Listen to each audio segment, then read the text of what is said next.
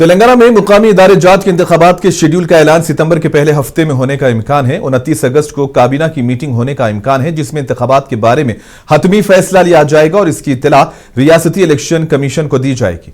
कांग्रेस की सियासी उमूर की कमेटी की मीटिंग में 3 मुतबादिल पर गौर किया गया। इस जिमन में डिप्टी चीफ मिनिस्टर भट्टी विक्रमार्का की सरबराही में काबीना की 5 रुकनी झैली कमेटी तश्कील दी गई।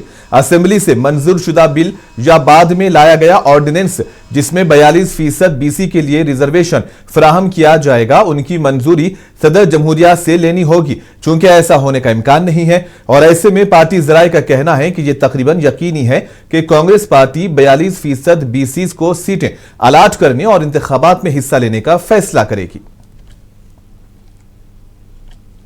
Congress party is committed to social justice and inclusive growth. We had a detailed discussion in the Political Affairs Committee about BC reservations in local body elections and BC reservations in education and employment. Now this discussion and consultations will carry forward. We'll take a decision.